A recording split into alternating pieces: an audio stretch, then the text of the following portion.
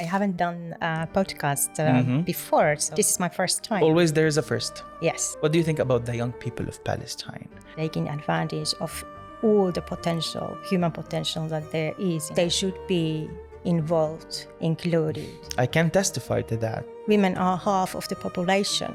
It's about giving them a seat at the table where decisions are made. You are the first representative office that actually initiated that kind of initiative. Our office was the first one to do this ever. We should claim it. Yeah, we should claim it. Yeah, that's true. As much as we might appear that we are distracted, we sometimes come together to support each other. But also content-wise, I think they really had thought about it. They had thought through what the message would be.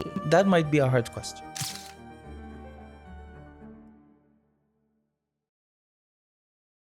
So, how are you?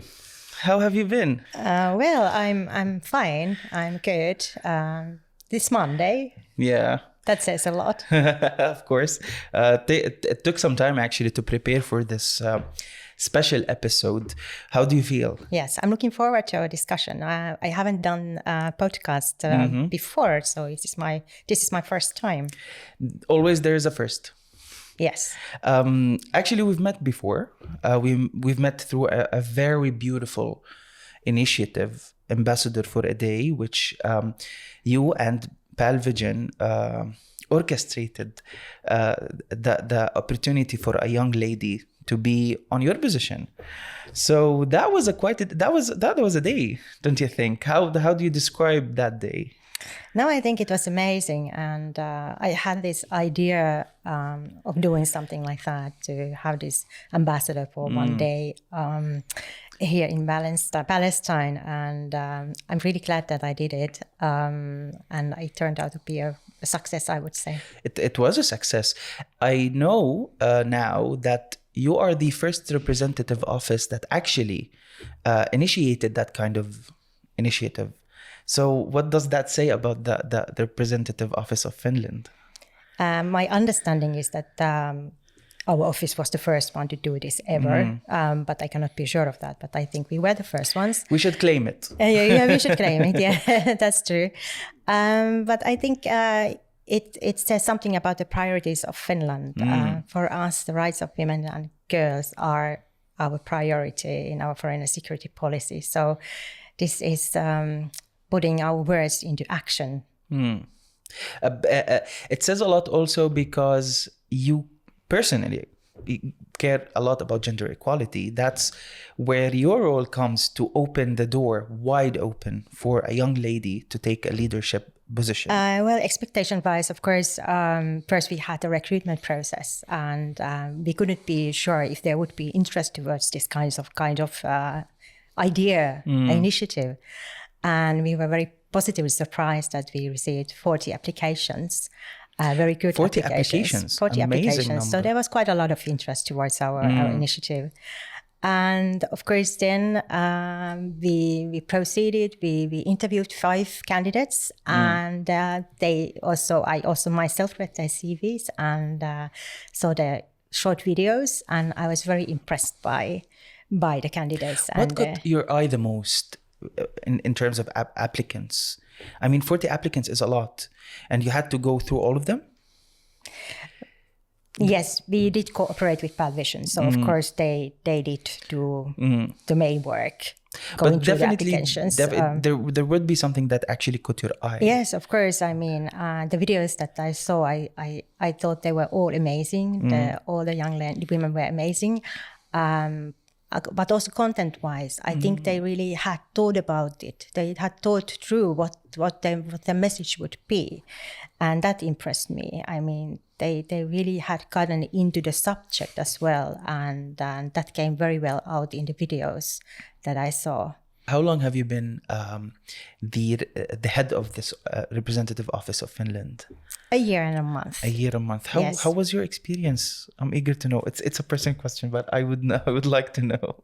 experience in Palestine so far. It's definitely not an easy role. Yes, basically this is my first posting in the Middle East, so I have no previous experience from the region. So of course it has meant there has been a lot to learn, and there still is a lot to learn. Let's go back a step to ambassador for a day, because I think personally, I was definitely interested in how the day is going to go. You teamed up with Y Plus and us and Pal Vision. How was that partnership led to the success of that day? We had a common project with Pal Vision. We supported a project by them, and I had this idea that I would like to introduce ambassador for one day in Palestine. And because Pal Vision had been working on women and girls youth empowerment related issues, so I think that was quite a perfect match. And then we had this discussion with Pal Vision about my idea, and they were immediately on board. So that's how it came about. And and then of course Pal Vision was doing, I would say, the main work for us, and they did organize the recruitment process, went through the 40 applications, and then suggested to us those 5 candidates that who then we ended up with Rahma.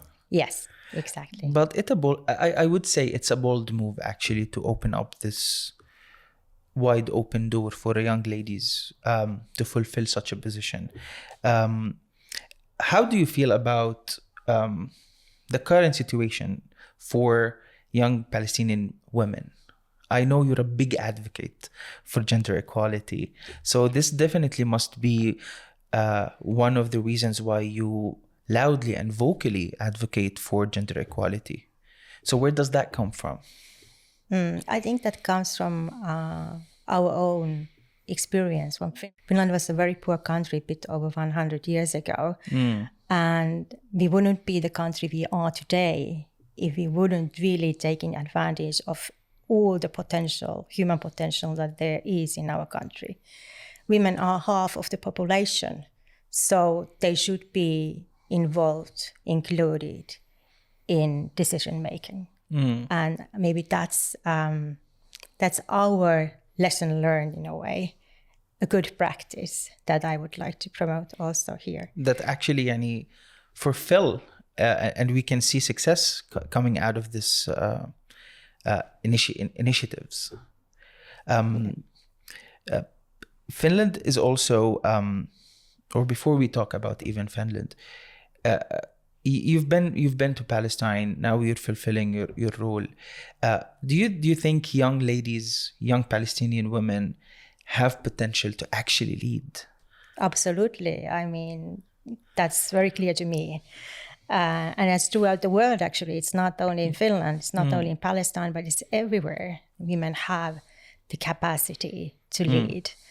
But it's about giving them the possibility in a way. It's about giving them a seat at the table where decisions are made. But that's not enough. They should also be given a microphone.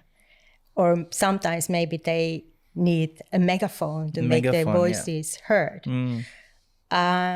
And still, that's not enough, but we also need to listen to them. They need to be heard. And then, of course, then we need to act on their views, implement those issues. I think it's a good time to tell you a story that a good part of my work actually going onto field, meeting with people, students. We go to school sometimes. I create content, I create films. So it's in my blood to actually walk around and finding stories.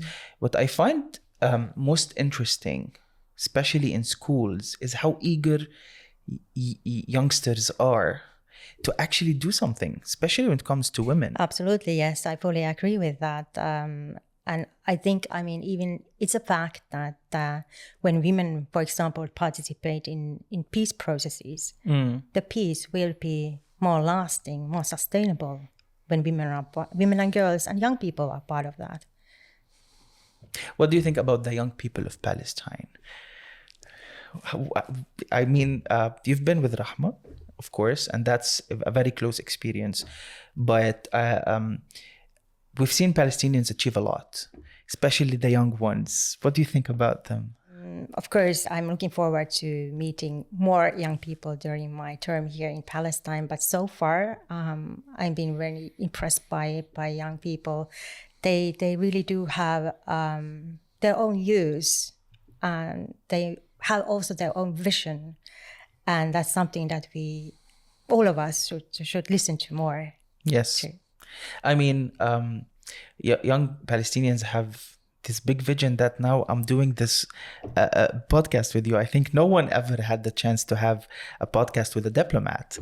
One of the most exciting things that you mentioned, that Finland is leading the world in the value of education and the level of education. And that's something is an interest for your office, that you also push programs that are interested in education. So what can you tell me about that? Yes, we've been supporting the education in Palestine for almost 30 years now. So we've been present there for a long time, and we are also continuing our support in the coming years for sure. Yes, our Finnish education system is well known throughout the world. And you should be so proud of it. I mean, it's one of the best, if I may say. That's what they say. But of course, we are also working on our education system and developing it, because the world is changing. So Yes. also the skill set that our children and young people will need in the future, that changes. So it's a constant process of reforming and seeing what kinds of skills will be needed in the future. Tell me a brief about programs that you support. So yes, basically we are supporting the Ministry of Education of Palestine. So it's their plans and their programs, and we do support them together with, of course, other countries. We are not alone there. So there are discussions about the plans, future plans that the Ministry of Education is having, and then You can tell me what aspect of education you think should actually improve in Palestine, based on your experience here in the office or as a Finnish person. So, for example, here in Palestine, we do promote inclusiveness of the education, so that every child would have the chance for quality education, regardless of where the child is living, or whether the child has some learning problems or disabilities. So the education the education system should be inclusive in that sense. What two principles, very important principles, that you can actually import from the Finnish education system to Palestine? What would they be? Besides inclusivity, because I think inclusivity, as great as it is, it's quite general. I want something that is very Finnish.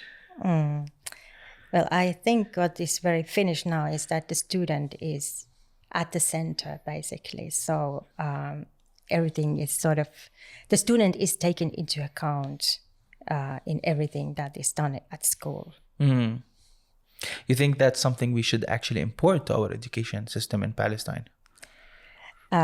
Basically, we think that it's not possible to import our education system to different cultures, to different countries. But what we can do, we can share our best practices and lessons learned, and then other countries can see whether they could adapt those practices in their own system. Amazing. What can you, based on, of course, on your experience, what can you say to whoever is listening, that you're doing good, but you can do this to expand your level of education for teachers, for students, based on experiences, based on data from your programs? Well, teachers, I think, are the key of the education systems. They should be the key everywhere throughout the world. They play a very important role. And in Finland, the teachers, they have a very broad autonomy. They can themselves, for example, decide what kind of learning materials they use in their teaching. And what is also good in our system is that the quality the teachers have a master's degree level education. So that means also that the quality of education is good. It doesn't matter where you live in Finland. You can be sure that your children will receive a quality education. That might be a hard question. But I think when it comes to diplomacy, there's a lot of symbolism happening. So what actually you can say to young people to do to go beyond the structural symbolism of diplomacy in order to make an effect in this world, especially in the case of young Palestinians? Well, I can maybe share some practices that we have Of course. in Finland. That would be amazing. We have, for example, this Youth Act law, which says that you have to involve young people in all decision making that affects them. And to do that, most of the municipalities in Finland have these youth councils which participate in decision making. So they can give statements, give their views to the municipality leaders, and that's the way that their views can be taken into account in the decision making. And they can have this a teeny experience, let's say a teeny tiny experience of what real leadership looks like. Exactly, and that's very important. Do you think that young Palestinians are moving forward enough towards having their voice heard when it comes to being in a decision making positions? So yes, I know that there are many young Palestinians who are active in different fields of the society, and of course it's important for them to be heard. What would you advise a young man, a young lady who are trying to make a difference in their society, in their, let's start with family, in their city? Well, my advice would be to be active in your own community. That would be a good starting point. You could somehow support your community. If you see that there are some needs, you could bring those up to the leaders of the municipality, and that might be the first step. And of course, there is quite a vivid civil society in Palestine, so you could also join one of the organizations, or maybe even find one. Take the initiative. Take the initiative and make it happen. Yeah, but I think taking the initiative is a very Palestinian thing, and that's coming from a very personal point of view, because I think, and that could be off record, by the way, I think because I see it in the field, sometimes when you have nothing, you should do everything, don't you think? Yeah, true. Yeah. But I think in so many ways, Palestinians sometimes do not have anything. So that gives the urge to actually create and to initiate movements and to just try to build this sense of coming together, because also that's a very Palestinian thing to say, because there is this sense of solidarity, internal solidarity between Palestinians. I mean, I can testify to that, that as much as we might appear that we are distracted, we sometimes come together to support each other individually or as groups. Yeah, well, that's true. I mean, I see that as well, that there's lots of going on socially. Yeah, exactly. That's very true. Is there anything that stuck with you from the Palestinian culture when it comes to how big families are, something that is deeply on a very personal level?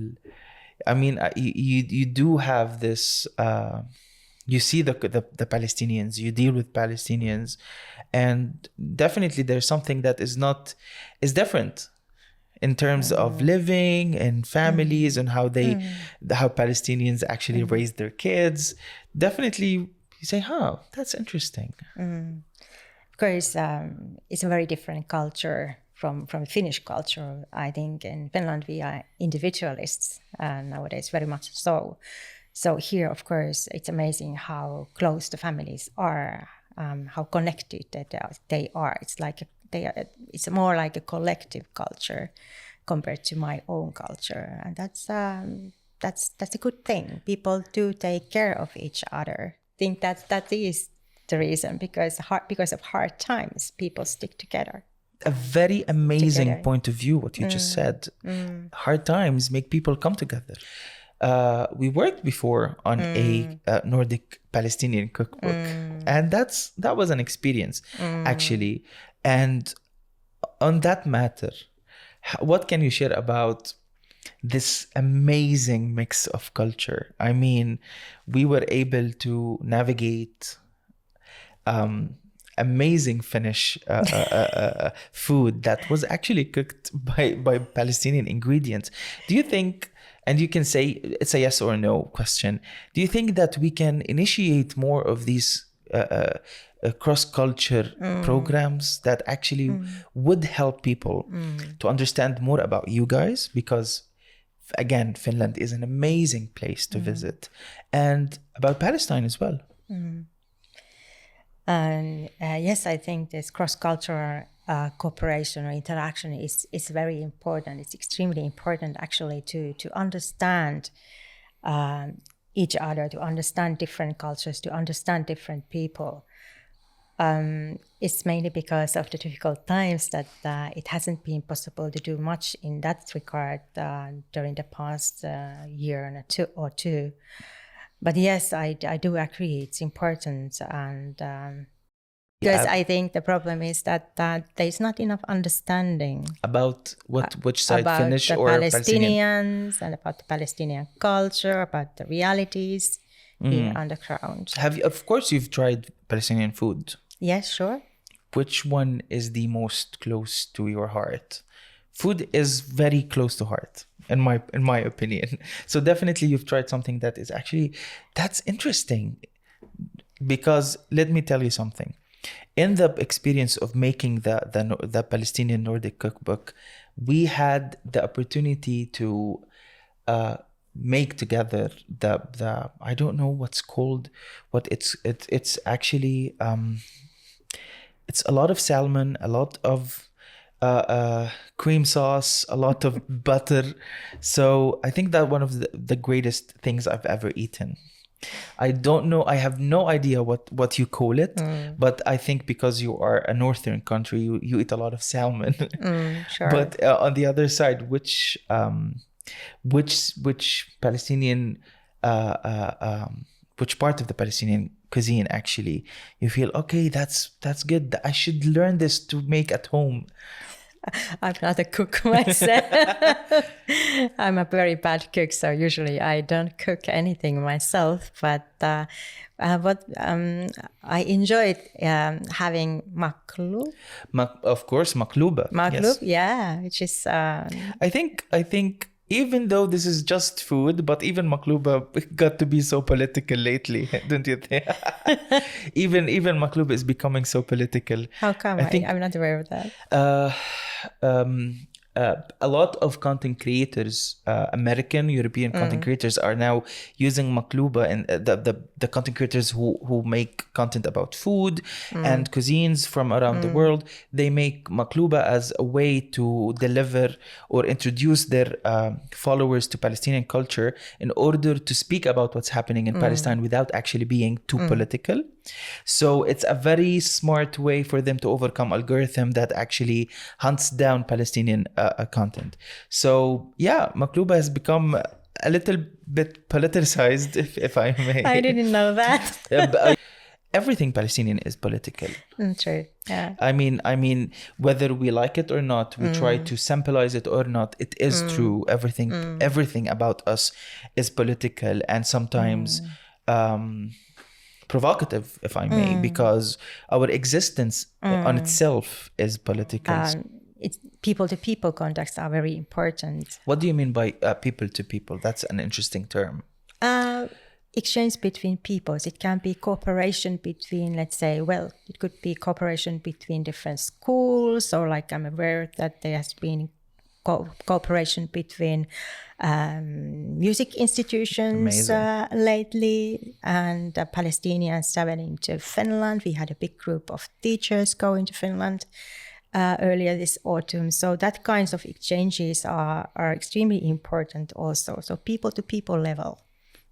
So we actually overcome the sensitivity of any political situation because we let people learn about each other.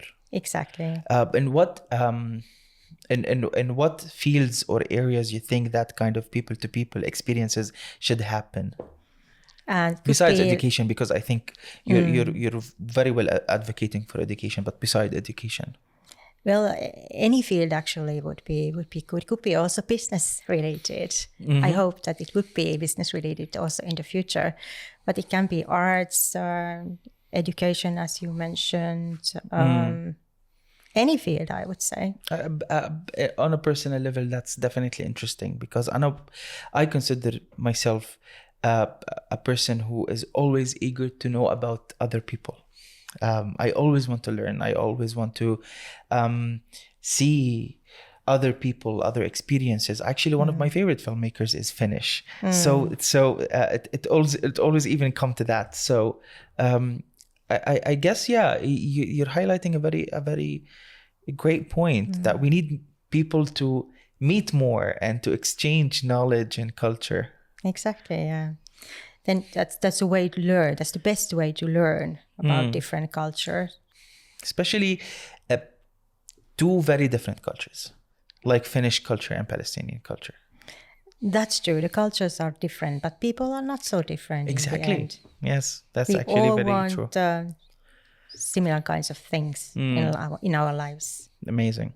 So speaking of young Palestinians, I think being in this position, you can actually introduce us to a Finnish practice that we can localize here in Palestine for young people to use in order for them to be very heard and very moving forward in their lives and careers and be heard as people.